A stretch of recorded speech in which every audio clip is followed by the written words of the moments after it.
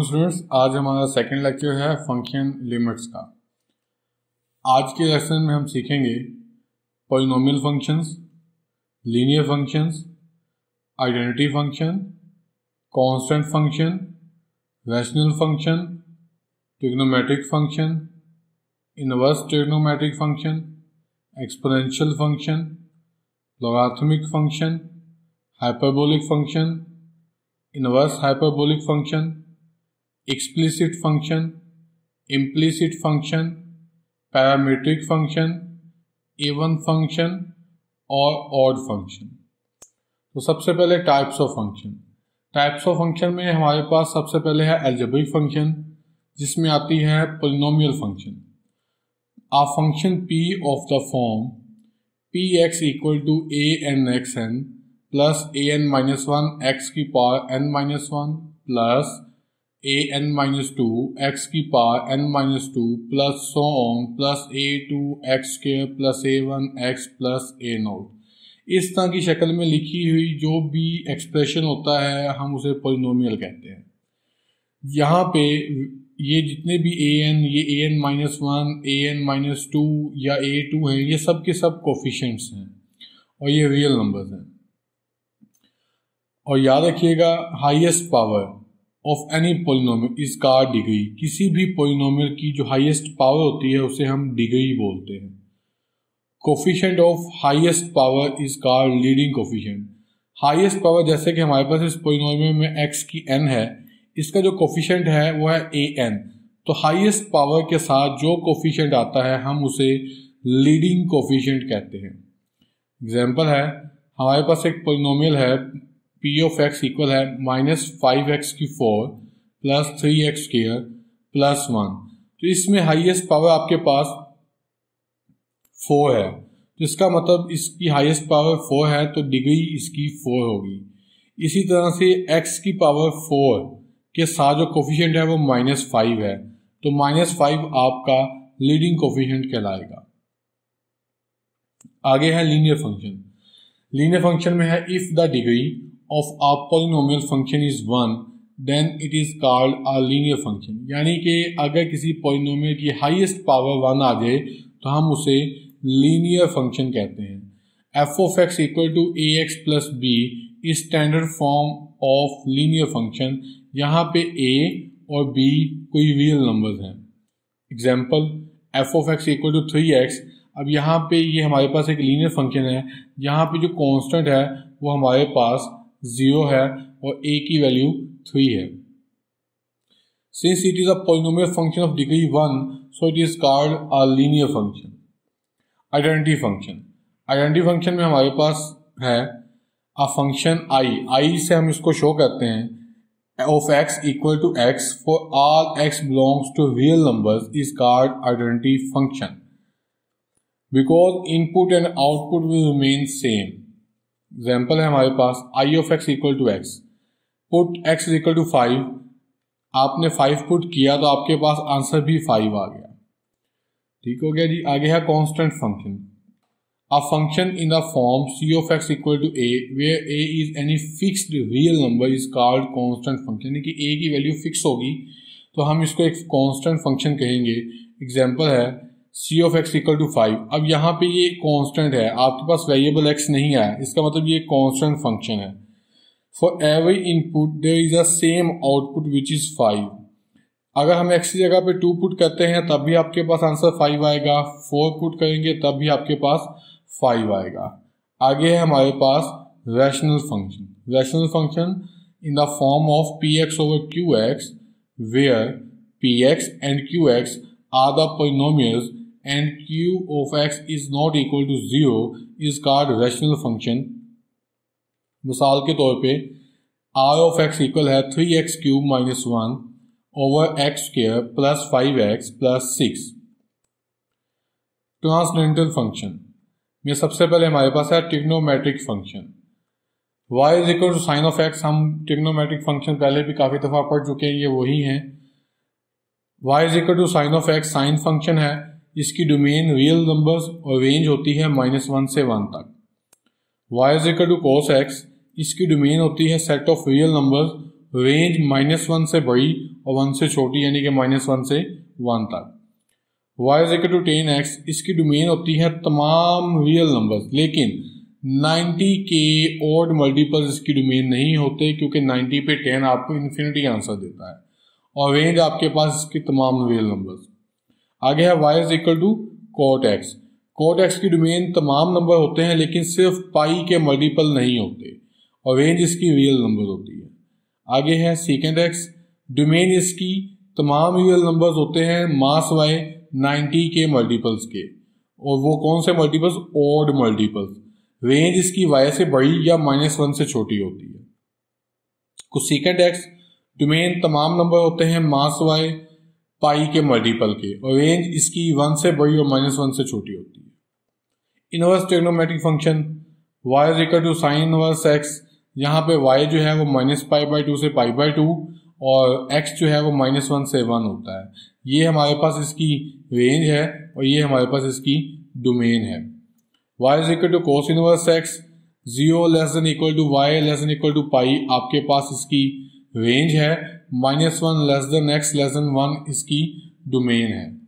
इसी तरह से y इक्वल है tan inverse x, where -π/2 less than pi y और less than π/2 and -∞ less than x less than infinity. ये हमारे पास रेंज है और ये हमारे पास डोमेन है। Exponential function, a function in which variable appears as exponent, ये mean power, is called an exponential function. एक ऐसा फंक्शन जिसमें वेरिएबल आपके पास पावर की शक्ल में आ जाए उसे हम एक्सपोनेंशियल फंक्शन कहते हैं। एग्जाम्पल है y इक्वल टू e⁻ax। अब x आपका वेरिएबल था जो कि पावर में आ गया, इसी तरह से y equal to 2⁻x, x आपका वेरिएबल है जो कि पावर में आ गया, जिसका मतलब ये सब आपके पास एक एक्सपोनेंशियल फंक्शन है। आगे हमारे पास logarithmic function, an expression in term of log is called logarithmic function. ऐसा कोई भी फंक्शन जिसमें लॉग आ जाए हम उसे लोगारिथमिक फंक्शन कहते हैं। फॉर एग्जांपल आपके पास है y is equal to log ax, यहाँ पे हम a को बेस कहते हैं। आपको इसको अगर हम रिप्लेस करें तो लिख सकते हैं x is equal to a⁻y, यहाँ पे a 0 से बड़ा होगा और a की वैल्यू 1 नहीं होगी। रिमेंबर इफ a 10, अभी हमने कहा a को बेस कहते हैं, अगर log की बेस 10 हो यानी कि log 10x जैसे लिखा हुआ है, is known as common log, can write as lgx। If a is equal to e, यानी कि अगर log की बेस e हो, log ex is known as natural log, can write as lnx। Hyperbolic function, a function for angle expressed as a relationship between the distance from a point on a hyperbola to the origin। Hyperbola ऐसी shape को कहते हैं जो दोनों side से open होती है, तो अगर हम इनका कहीं से भी किसी भी जगह से ओरिजिन का अगर फासला मालूम करें तो हम उसके लिए जो फंक्शन यूज करते हैं उसे हम हाइपरबोलिक फंक्शन कहते हैं। जैसे कि साइन हाइपरबोलिक एक्स, इसको साइन एच नहीं पढ़ेंगे, साइन हाइपरबोलिक पढ़ेंगे। एक्स यहाँ पे आपके पास एंगल रिप्रेजेंट करता है, इक्वल है 1/2 e⁻x minus e⁻x। Cos hyperbolic x equal है 1/2 e⁻x plus e⁻x। tan hyperbolic x equal है sine hyperbolic x over cos hyperbolic x, equal है e⁻x minus e⁻x over e⁻x plus e⁻x। इसी तरह से coat hyperbolic x equal है cos hyperbolic x over sign hyperbolic x, और 1 over tan hyperbolic x equal है e⁻x plus e⁻x over e⁻x minus e⁻x।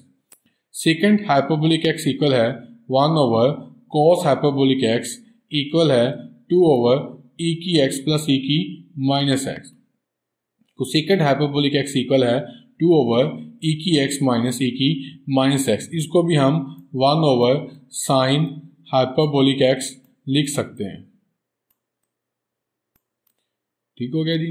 Remember, याद रखिएगा, ये यहाँ पे साइन, कोस, टेन कोई भी फंक्शन है उसके साथ जो भी एंगल आ रहा है, 2x है, 3x है, वो ही e की रेज की पावर में आएगा, e की 2x, e की -2x। जैसे सिमिलरली cos हाइपरबोलिक 5x है, अगर यहाँ पे 5 है तो e की पावर में भी आपके पास 5x होगा, याद रखिएगा इसको।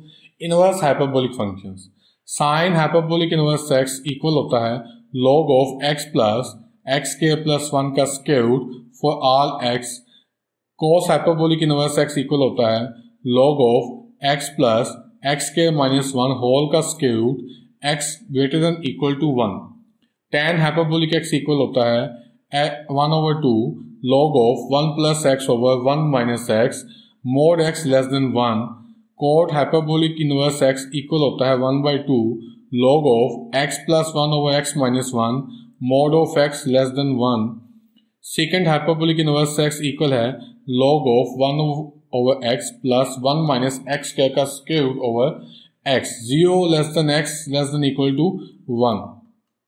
को second hyperbolic inverse x equal है log of 1 over x plus 1 plus x square का स्क्वायर रूट x मोड, जबकि x जो है वो 0 नहीं होता। Explicit function, if y is easily expressed in term of x then it is called explicit function।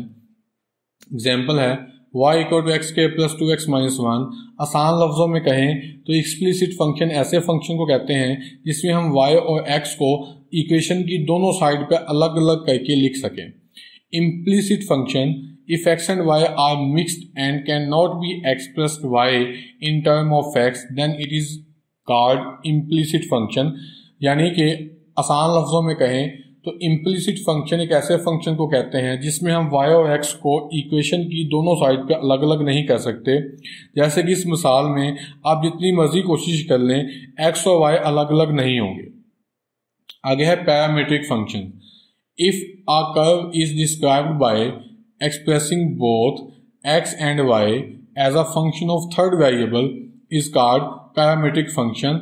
यानी कि हमारे पास दो वेरिएबल होते हैं, एक x एक y, x इंडिपेंडेंट होता है, y डिपेंडेंट होता है। अगर वो कहता है कि ये दोनों ही फंक्शन x भी और y भी किसी तीसरे थर्ड वेरिएबल पे डिपेंड करें तो हम उसको पैरामीट्रिक फंक्शन कहते हैं। एग्जांपल के तौर पे x इक्वल है a cos t, y equal है a sin t, x भी t पे डिपेंड कर रहा है, y भी t पे डिपेंड कर रहा है, दोनों फंक्शन मुख्तलिफ वेरिएबल पे डिपेंड कर रहे हैं, तो ये आपके पास एक पैरामीट्रिक फंक्शन है। Even function, a function f is said to be an even if f minus x equal है f ऑफ x। अगर हम किसी भी फंक्शन में x को माइनस एक्स से रिप्लेस कर दें और फंक्शन में चेंज ना आए तो हम उसे इवन फंक्शन कहते हैं। एग्जाम्पल के तौर पे check f of x is equal to cos x is even और ऑड, तो हम क्या करेंगे, रिप्लेस करेंगे x को माइनस एक्स से, तो आपके पास आ गया f of minus x equal है, इस x की जगह पे आ जाएगा माइनस एक्स। तो हम जानते हैं कोस में जब भी माइनस आता है तो वो प्लस में चेंज हो जाता है, जो कि इक्वल टू आ गया f ऑफ x के। इसका मतलब ये एक आपके पास इवन फंक्शन है। इसी तरह से odd function, a function f is said to be an odd if f of minus x equal है minus f of x is even function. कि अगर हम x को माइनस एक्स से रिप्लेस करें और वो माइनस बाहर आ जाए तो हम उसको इवन फंक्शन कहते हैं। एग्जाम्पल है हमारे पास check f of x equal to sine x is even और ऑड, तो हमने रिप्लेस किया x को माइनस एक्स के साथ, तो आपके पास आ गया f of minus x equal है साइन इनवर्स एक्स। तो साइन में जब भी माइनस आता है तो माइनस साइन से बाहर आ जाता है, तो इसी तरह से माइनस एफ ऑफ एक्स, तो f of minus x equal आ गया minus of f of x. तो इसका मतलब f of x is an odd function. तो हमारा आज का लेक्चर यहीं तक था। कोई क्वेश्चन हो तो उसे कमेंट में लिखें। शुक्रिया।